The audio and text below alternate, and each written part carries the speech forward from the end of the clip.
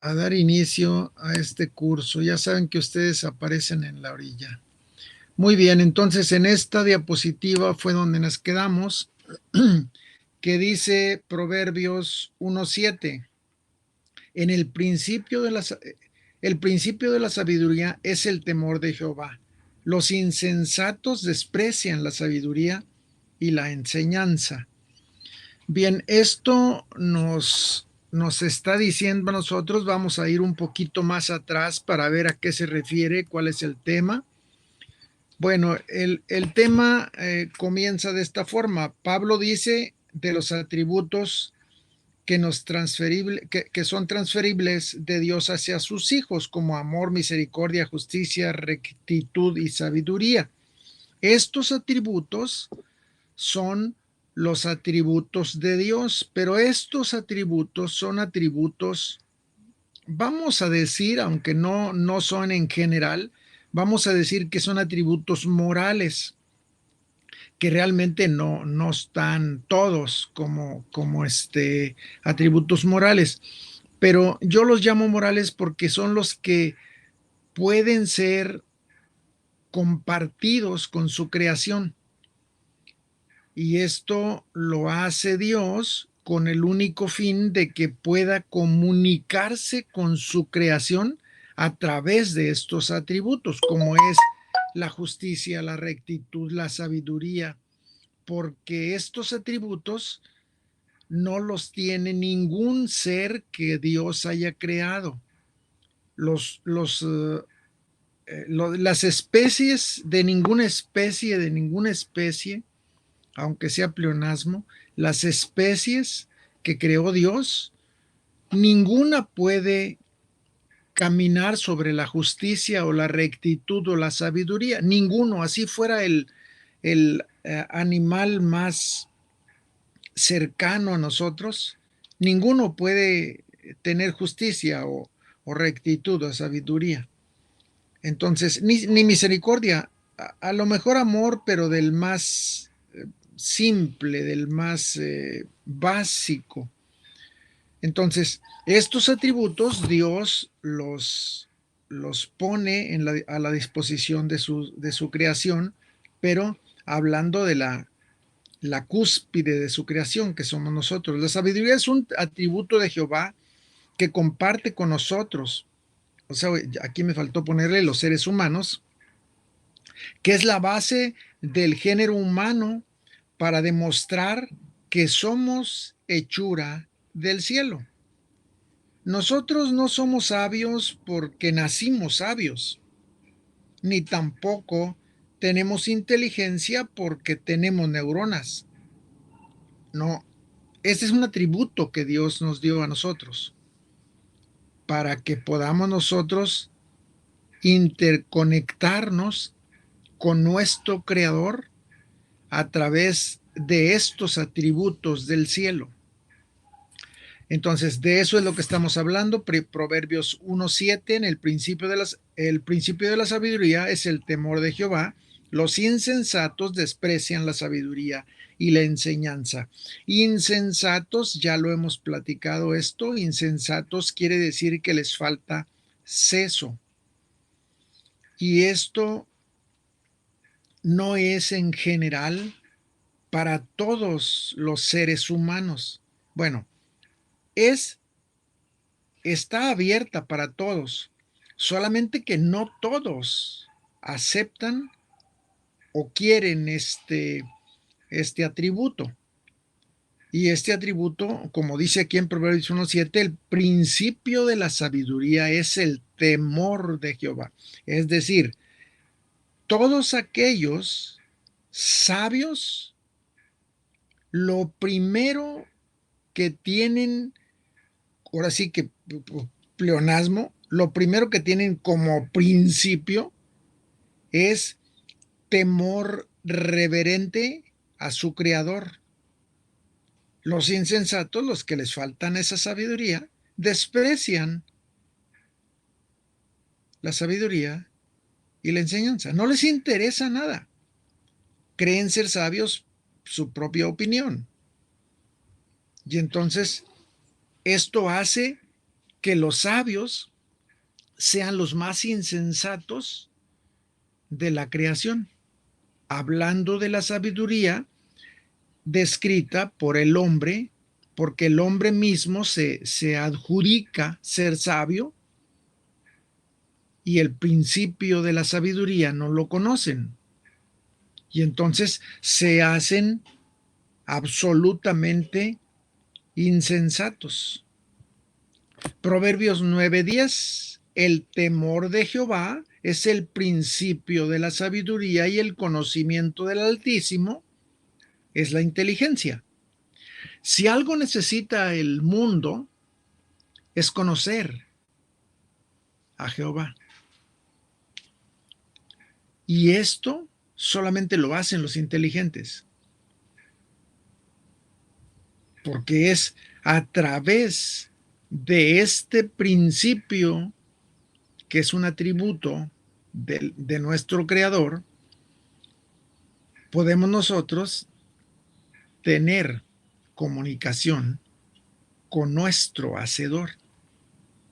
Ese es el principio de la sabiduría, el conocimiento del Altísimo, la inteligencia. Proverbios 19:23, el temor de Jehová es para vida, y con él vivirá lleno de respeto el hombre, de reposo el hombre, no será visitado del mal. Fíjense que esto es un mensaje que nos da a nosotros, bueno, nos debe dar paz. El temor de Jehová es para vida, y con él vivirá lleno de reposo el hombre. Y luego dice aquí lo que les acabo de decir, no será visitado del mal. Como que deja una puerta abierta para decir, cuando hay algo de malo que te está tocando, significa que no has hecho presente en tu vida el temor de Jehová.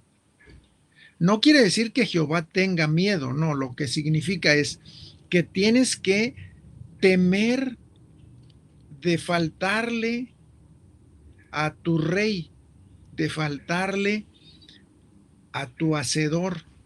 Entonces tienes que estar temblando de que no puedas cumplir los preceptos o las indicaciones que Él te dejó para vivir en esta vida.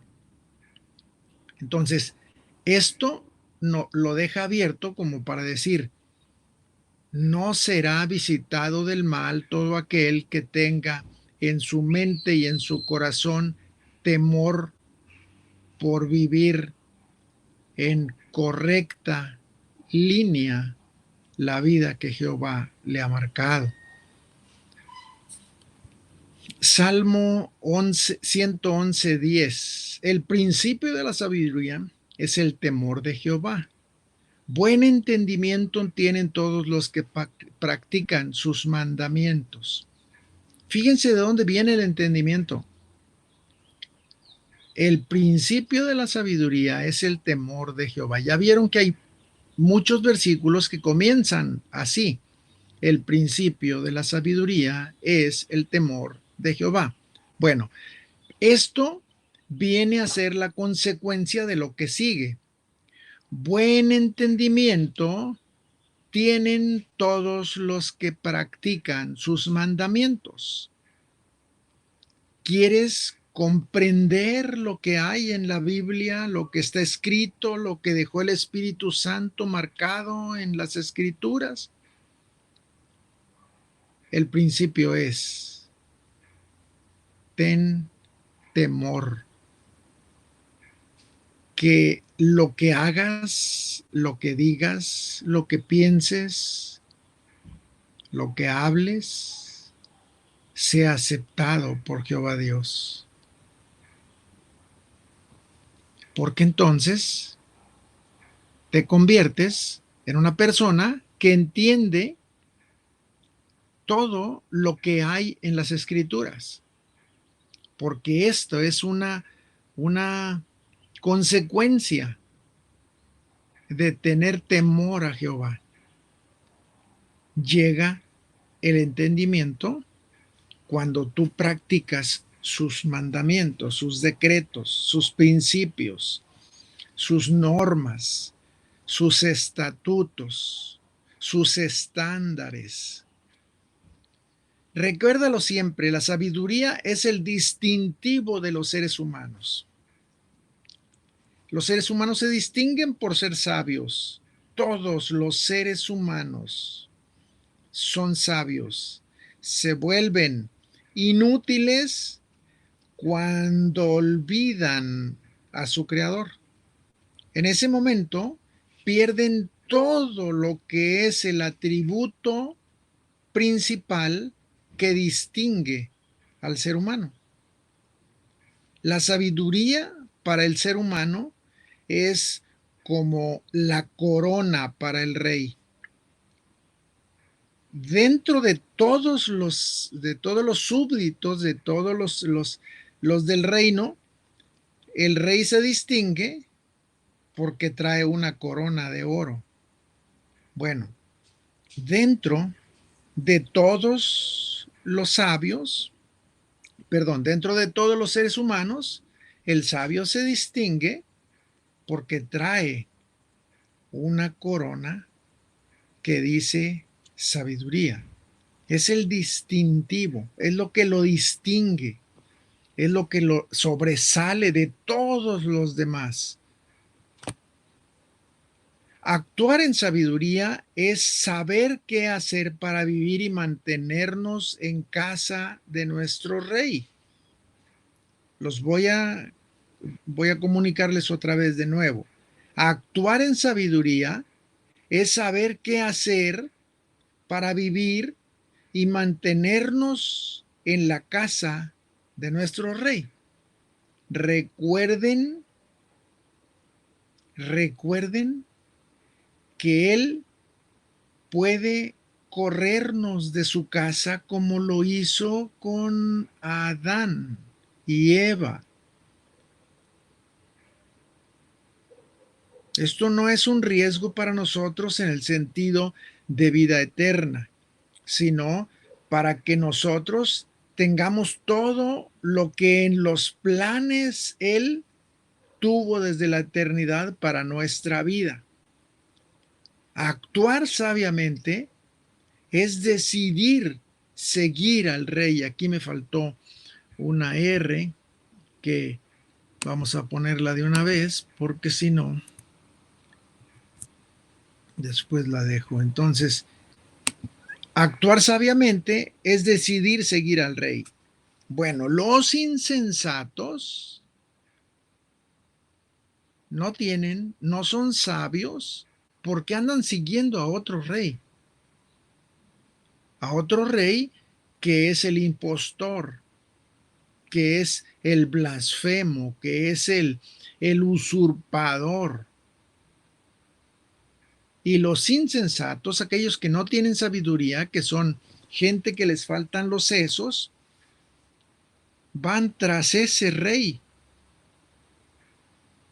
Y entonces esas personas no son sabias. Así tengan todo el conocimiento del mundo, no pueden decirse sabias porque persiguen algo que es falso, que es un impostor, se impuso, no es, él se impuso, él se autonombró. Y entonces los que no tienen sesos, que no son sabios, persiguen a tratar de alcanzar a ese rey, cuando no es realmente el rey, es solamente un ser espiritual que contravino las órdenes del rey del universo. La sabiduría se transforma en una acción que determina el destino. Fíjense esta frase. La sabiduría, todo aquel que es un ser humano sabio, acciona para llegar a un destino perfectamente determinado. Bueno, aquel que no es sabio, aquel que es insensato, también su insensatez lo conduce a accionar hacia un determinado destino. Es lo mismo que para nosotros como ser sabios. Nosotros usamos nuestra sabiduría para accionar hacia un destino, para caminar sobre un camino que nos lleva a un destino. Los insensatos hacen lo mismo. Los que no tienen sesos, los que son ignorantes, también sus acciones van dirigiéndolos a un destino. Solamente que nuestro destino es un destino eterno para estar con el Rey. El de ellos es un destino eterno para estar separados del Rey. Pero los dos tenemos un destino eterno, solamente que unos para gloria y otros para condenación. Fíjense, bueno, ya lo leímos esto en Proverbios 1:7. El principio de la sabiduría es el temor de Jehová. Los insensatos desprecian la sabiduría y la enseñanza. Eso es lo que dice Proverbios 1:7 que ya leímos. Entonces, Dios nos rescató del mundo y nos pasó a su universidad para que aprendiéramos la sabiduría del cielo. Esto ya lo habíamos visto, solamente voy a repasar un repaso muy rápido. La, la familia de Dios tiene que aprender a vivir diferente a como aprendió a vivir en el mundo.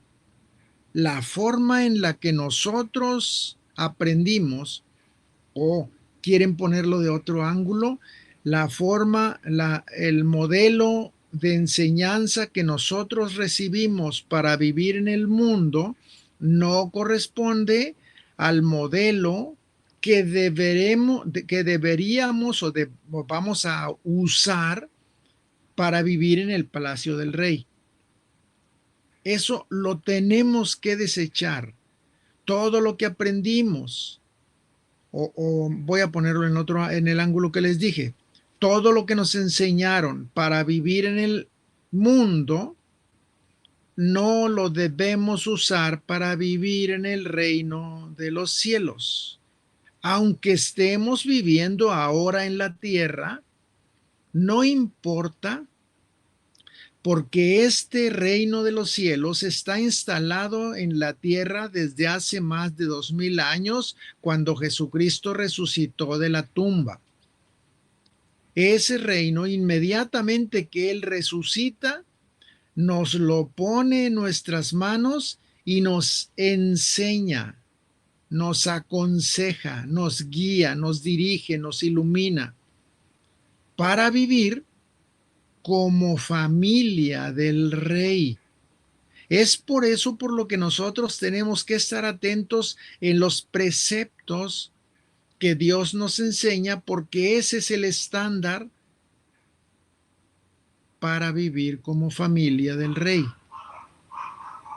Tenemos que aprender a vivir como viven los hijos de un rey. Esto no lo comprendemos, no lo usamos porque nosotros fuimos enseñados a vivir en el mundo, y en el mundo las normas que hay no corresponden a las normas del cielo. La moral que hay en el mundo no corresponde a la moral del cielo. Las verdades que se dicen en el mundo no son las verdades que son absolutas en el reino de los cielos. Todo esto lo tenemos que aprender nosotros. Es por esto que los cursos que estamos dando se refieren precisamente a eso. Hay que aprender a vivir como familia del rey porque vamos a tener que vivir en el palacio con el rey. Y ahí, ahí se hace lo que el rey ordena. En el palacio, el rey es el único que tiene el poder para hacer que los demás vivan en relación a su estándar. Por eso urge que nosotros empecemos a modelar nuestra vida para antes de que llegue el llamado para salir de este mundo, instalar el reino de los cielos y vivir conforme a esos estatutos que estamos aprendiendo. Entonces tenemos que ser muy cuidadosos en estar aprendiendo cada momento cómo se habla en el reino, cómo se come en el reino, cómo se viste en el reino, cómo se piensa en el reino, cómo se actúa de actitudes en el reino. Todo esto nos va a dar a nosotros una sola posibilidad de estar en paralelo con los lineamientos de la familia del rey. Entonces, Dios nos rescata y nos pasa a su universidad para enseñarnos ahí cómo se vive en su casa. Y como es su casa, pues tenemos que adaptarnos y adoptar las normas de su casa, porque es su casa, mis hermanos. No es nuestra casa donde decimos, yo aquí hago lo que quiero. No, vamos a vivir en la casa del rey. Por lo mismo, tenemos que estar muy, muy atentos. Moisés era hijo de israelita, pero estudiado en la universidad Horusra de Egipto. Entonces, él nació en Egipto, pero era israelita porque su sangre era de la nación de Israel, de los hebreos. Pero Dios lo pasa de la familia de los israelitas para ser adoptado en una familia de los egipcios y en el palacio del rey, que era el faraón en ese entonces. Así que entonces él fue educado como egipcio, vivía como egipcio, pensaba como egipcio, comía como egipcio, se vestía como egipcio, hablaba como egipcio y era egipcio. Cuando, cuando él se va porque hubo un problema ahí que él cometió un asesinato, se escapa del palacio del faraón y se va al desierto. Y cuando está por ahí en uno de los pozos donde por donde él caminó, las personas que lo vieron, ellos inmediatamente dijeron, este es un egipcio. Porque, bueno, pues venía vestido como egipcio, hablaba como egipcio, el idioma de los egipcios y se movía como los egipcios. Entonces, nuestras formas de vestir, actuar, pensar, comer, nos hacen a nosotros, nos reflejan a nosotros quiénes somos, cuál es nuestra identidad. Bueno, dice lo que les decía ahorita. Tú eres según piensas, hablas, actúas y te vistes. Pongamos un ejemplo. Podemos poner varios ejemplos, pero vamos a poner dos ejemplos. El payaso. Si ustedes ven a una persona que no está vestida de payaso, ustedes están sentados en la Alameda Central, en una de las bancas que están ahí enfrente del, este, de Bellas Artes. Están sentados ustedes enfrente del Palacio de Bellas Artes y pasa una persona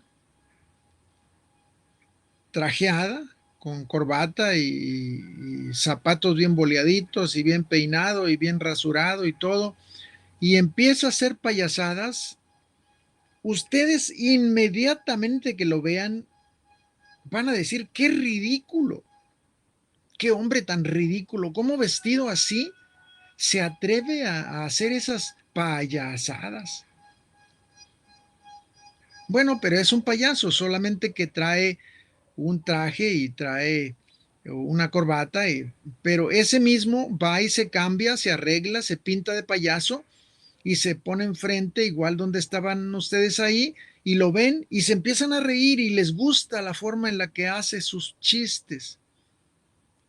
Se dan cuenta, es la misma persona, solamente que ustedes la identificaron como payaso y le aceptan sus payasadas porque esa es la credencial de un payaso, pintarse de colores, traer un traje holgado, guango, con unos zapatos grandotes y ustedes lo ven y les atrae su forma, sus actitudes, sus acciones. Ven cómo su forma de, de hablar, de actuar, de vestir, de pensar, los autoriza a hacer lo que son. Un policía, vamos a decir. Tú vas manejando por la Reforma y hay una persona ahí vestida de civil con un silbato y tú oyes que se suena su silbato y te hace el alto. A ver, ¿tú te pararías? Pues está loco este cuate, ¿qué le pasa? Ponle uniforme. Ponle uniforme y te vas a dar cuenta que te paras o te paras. ¿Por qué? Porque lo autorizó el uniforme. Bueno, mira acá. Moisés era un israelita, pero estudió en la Universidad Urra de Egipto. Bueno, cuando lo vieron, decían que era egipcio, porque era un egipcio. ¿Qué le distinguía? ¿Qué le autorizaba? Su vestido. Ya después lo comenzaron a hablar y lo comenzaron a oír hablar y dijeron, no, pues sí, este es egipcio porque habla el idioma de los egipcios. Si lo hicieran de otra manera, no concordaría. El payaso, vestido de payaso, concuerda con sus acciones. El policía, vestido de policía, concuerda con sus acciones cuando hace sonar su silbato y te dice que te detengas y tú te detienes. No así si ves al payaso trajeado o al policía con uniforme civil. No corresponde, mis hermanos. Tú traes vestimenta de realeza. Compórtate como hijo del rey. ¿Por qué? Pues porque traes vestidos de realeza. Tú vienes vestido como hijo del rey. No actúes como un mundano, como un pecador, porque no te sale bien, es como el payaso. Se van a reír de ti o es como aquel policía que nadie te va a creer porque tu vestimenta no corresponde a tus actitudes.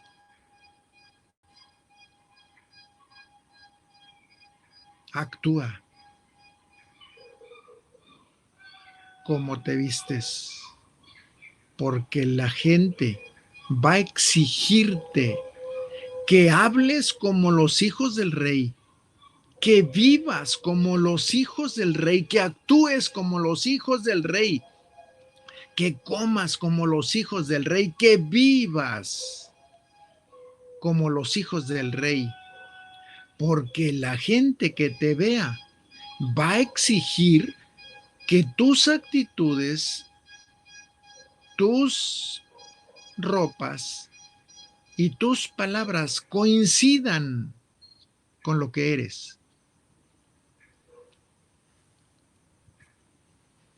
Un ejemplo de cómo nos identifican los demás por nuestras maneras. Miren, en una ocasión estaba Jesucristo caminando con sus discípulos y pasó por Samaria. Juan 4:9. La mujer le dijo, estaba una samaritana en un pozo, igual como lo vimos ahorita con Moisés. También Jesucristo pasó por un pozo de agua, donde iba a tomar agua, y le dijo a una mujer, la mujer le dijo, Jesucristo habló primero con la mujer, y la mujer le dijo, ¿cómo? Tú siendo judío, ¿me pides a mí de beber que soy mujer samaritana? Porque judíos y samaritanos no se trataban entre sí. Entonces, si nosotros podemos interpretar, podemos leer este mensaje que nos está mandando esta mujer, podemos ver aquí que primero era mujer y luego era samaritana. Los judíos de la época de Jesús, cuando Jesús vivía en Jerusalén, en la época de Jesús, los judíos no hablaban con mujeres en la calle, y menos siendo extranjeras. Bueno, se sorprende la mujer. ¿Cómo? Tú siendo judío, me pides a mí de beber que soy mujer samaritana. Fíjense lo que está haciendo la mujer. Óiganlo, óiganlo. Tú, siendo judío, a ver, ¿y cómo sabía la samaritana que Jesucristo era judío? ¿Quién le dijo? Pues es que lo ve cómo viene vestido y oye lo que le pide en idioma israelí hebreo, inmediatamente dice, este es judío. Vean ustedes que a Jesucristo lo descubrió su manera de vestir y su manera de hablar. Los demás, Adriana, los demás, Selene, los demás nos identifican por nuestras maneras, por nuestras formas, por nuestros comportamientos, por nuestras acciones, por nuestros pensamientos. No podemos pasar desapercibidos. No podemos. Lo normal es que concuerde lo que tú eres, cómo te vistes, cómo hablas y lo que haces. Eso es lo normal. Tú ves a ese payaso vestido de civil haciendo payasadas y te cae mal. ¿Por qué? Porque es un payaso que no está autorizado a ser payaso hasta que se vista de payaso, entonces volteas a verlo y lo aceptas. Mientras te cae mal.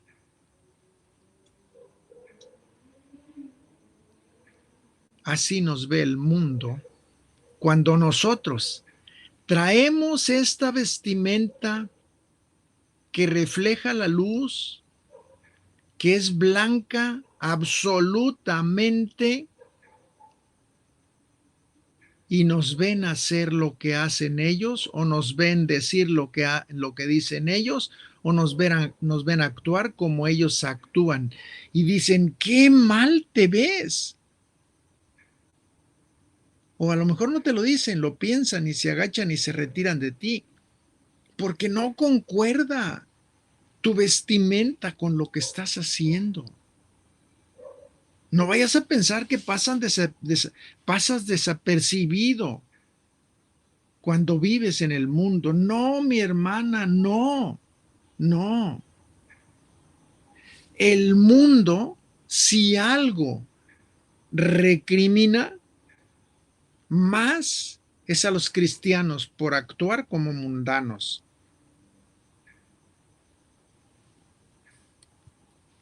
Mateo 26:73. Un poco después, acercándose los que por allí estaban, dijeron a Pedro, verdaderamente también tú eres uno de ellos, porque aún tu manera de hablar te descubre. Ándale. Otro que andaba vestido de luz, pero andaba echando maldiciones. ¿Cómo, Pedro, si tú eres verdaderamente de ellos? Porque mira, tu manera de hablar te descubre. Lo que tú dices, eso es lo que está diciendo o lo que nosotros oíamos que decía esta persona que tú estás siguiendo, que era Jesucristo.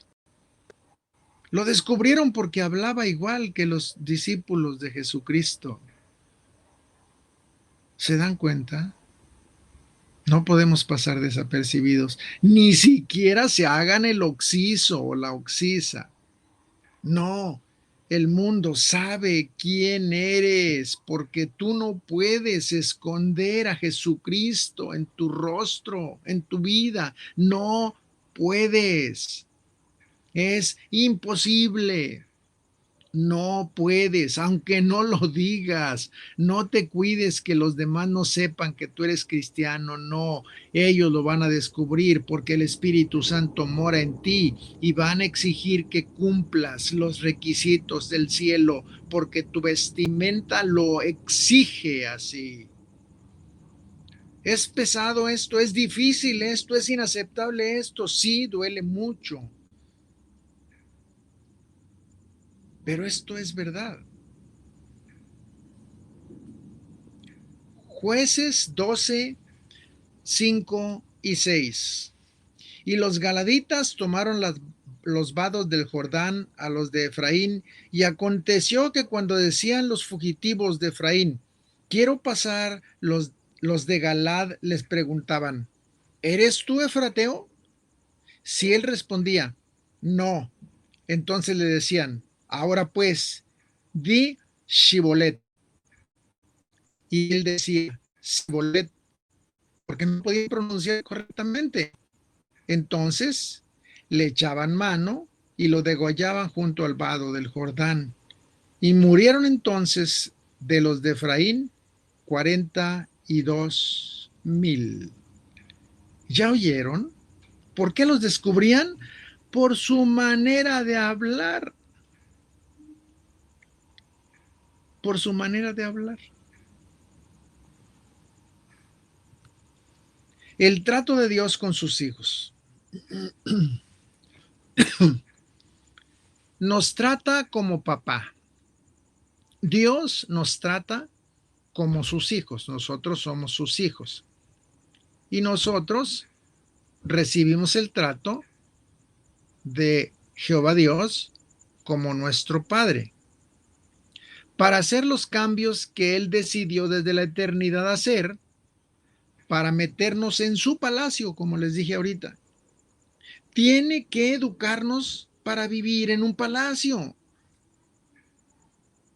Vamos a tener que dejar muchas costumbres porque esas costumbres no se adecúan a la vida del palacio, del rey. No lo hemos entendido. Dios nos quiere educar porque vamos a vivir con Él por la eternidad en su palacio y todos los que viven ahí tienen un reglamento, una norma, un principio. Y tenemos nosotros que aprender la forma de vivir en un palacio porque nuestras chozas no se parecen en nada a la casa de nuestro papá. Y entonces tenemos que acostumbrarnos a vivir como hijos de un rey en el palacio para no ofenderlo. Él no va, escúchame, Selene, él no va, Jehová Dios, el rey del universo, no va a meter a una persona que traiga los pies sucios, porque va a ensuciarle todas sus losetas. Él no quiere que llevemos las manos sucias, que llevemos los trajes manchados. Sería una vergüenza para el rey que ese es tu hijo, mira cómo viene todo manchado. Uy, no, mándenlo a que lo laven con ácido muriático para que se limpie. Yo no sé si esto les esté calando, pero a mí siempre me ha calado.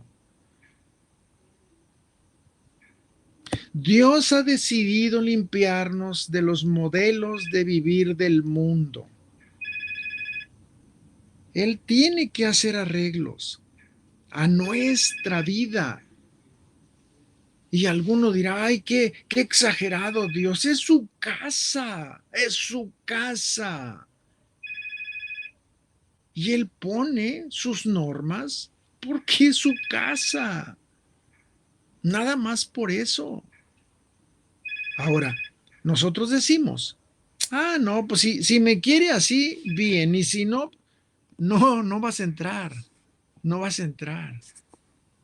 Si tú no arreglas tus acciones, pensamientos, decisiones, va a estar muy difícil que tú te adaptes a esos principios. Ahora acuérdense, no quería suavizar esto, o sea, lo que dije, no quiero suavizarlo, pero pues es una verdad, lo tengo que decir. Cuando Jesucristo venga, los que no hayamos sido transformados completamente, vamos a ser transformados en un abrir y cerrar de ojos, pero no nos esperemos a eso. ¿Por qué? Pues sencillamente porque Él lo que quiere es que nosotros pongamos la disposición y pongamos todas las fuerzas para poder hacer esto que nos está pidiendo antes de que Él llegue y lo haga en nosotros. Eso es lo que está pidiendo. No crean que esto es una barbaridad bíblica o algo que está fuera de la Biblia. No, no, el Señor lo dijo bien claro. Sed santos. ¿Por qué? Pues porque yo soy santo. Sencillísimo. No crean que dice, no se preocupen, yo los voy a hacer santos porque yo soy santo. No, fíjense cómo dice, sed santos. Esto en el lenguaje de la Reina Valera es un lenguaje del antiguo español. El de ahorita es, mis hermanos sean santos, porque su papá es santo. Así es como está. En el lenguaje del antiguo español es sed santos.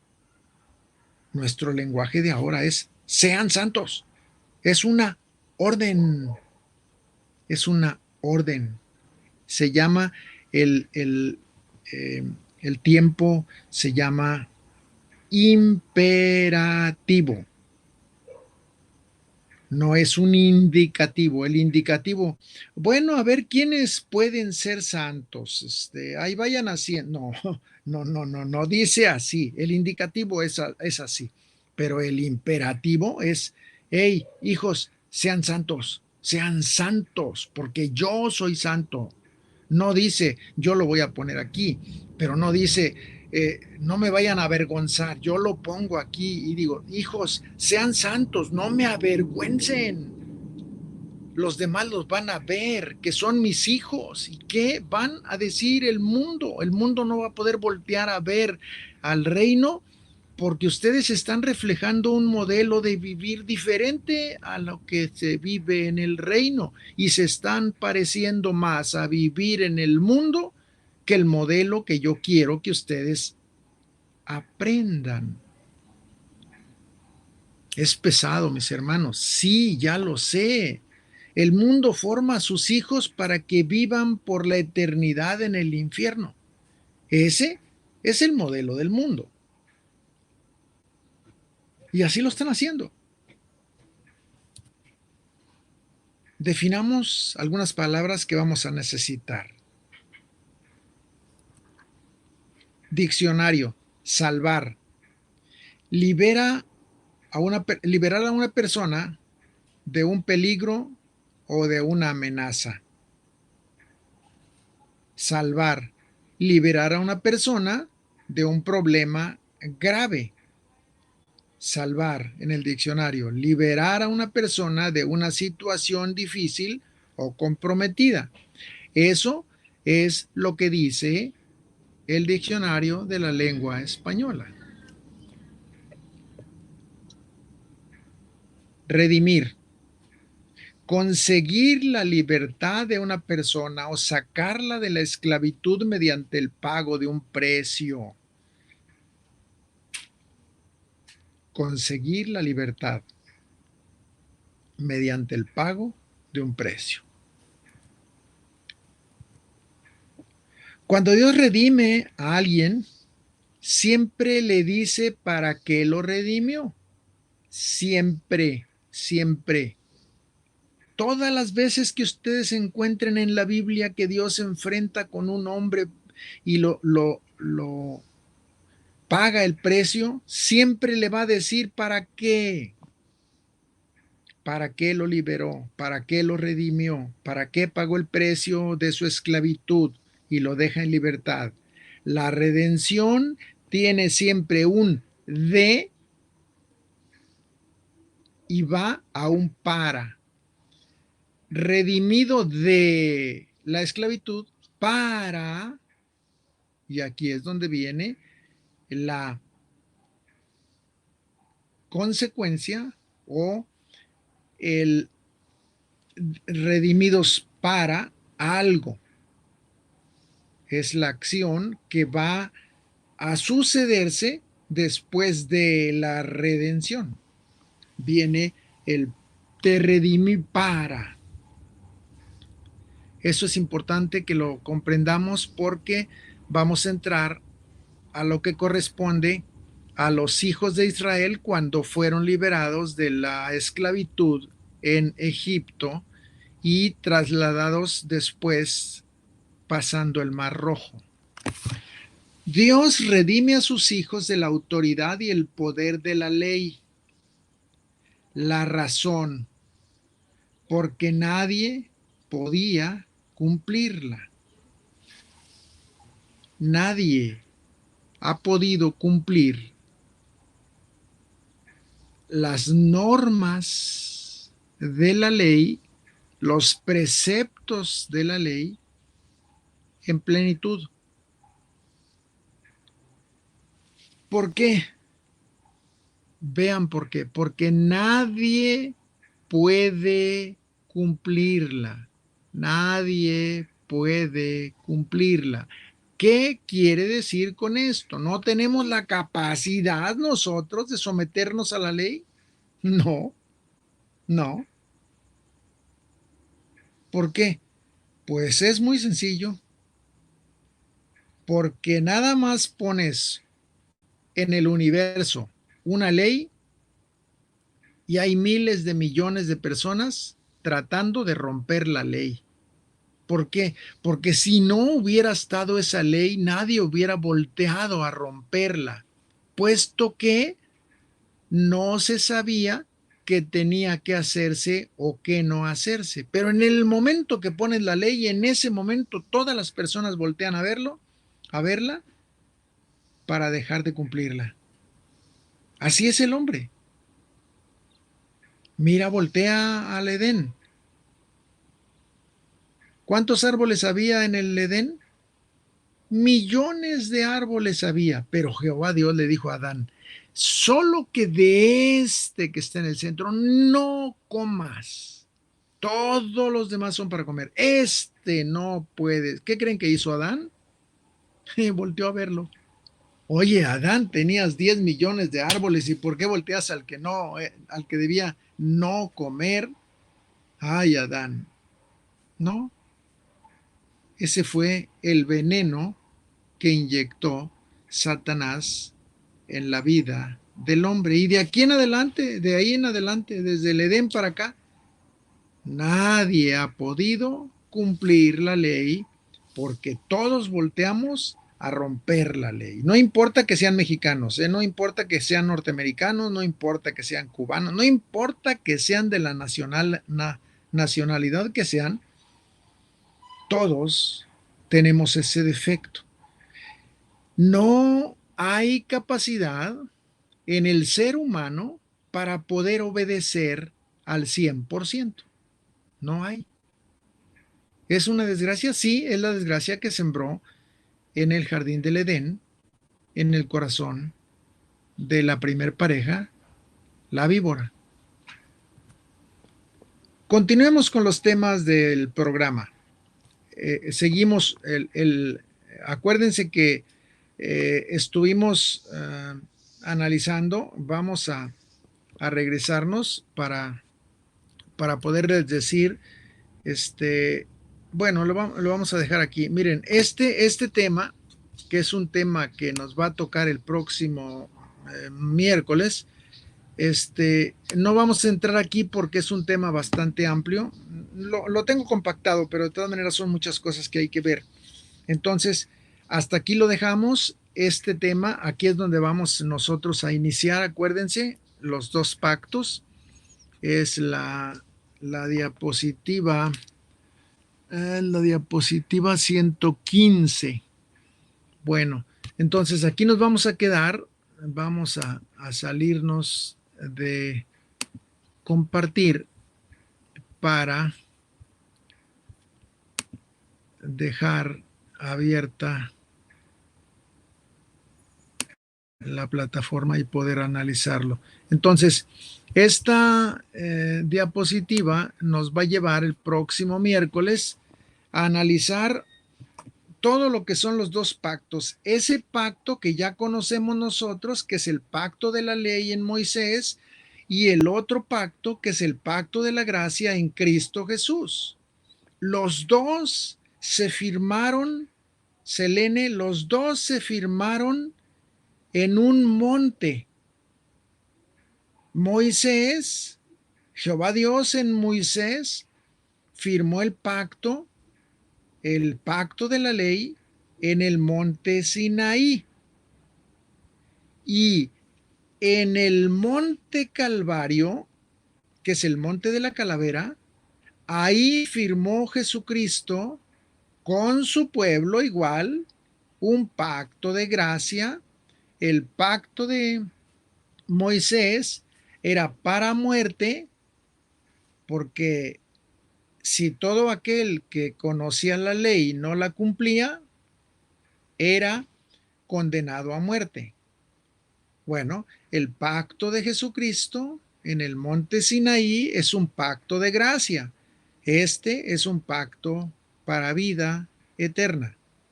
Son los dos montes, son los dos hombres y son los dos pueblos. Un pueblo antiguo, un pueblo nuevo. El pueblo nuevo se llama Iglesia, el pueblo antiguo se llama Israel. No cumplieron los mandamientos, los 10 mandamientos, y entonces todos tuvieron que morir en el desierto. Así es como están, así es como vamos a ir analizando esto. Vamos a ir metiéndonos poco a poco en el pacto de la ley, que ya algunas cosas ya las vimos, y vamos a ir comparando qué dice el pacto de la ley, qué dice el pacto de la gracia, y vamos a ir comparando cada uno de ellos. Más o menos así está el siguiente tema. Entonces, el siguiente tema, acuérdense, son 2 pactos. ¿Alguna pregunta o algunas preguntas que tengan? No, muchas gracias. Muy claro. Gracias. Ok, que Dios les bendiga. Entonces nos Gracias. vemos. Hasta luego. Bye. Nos vemos. Gracias. Bye. Hasta luego. Dios. No faltes, Elene.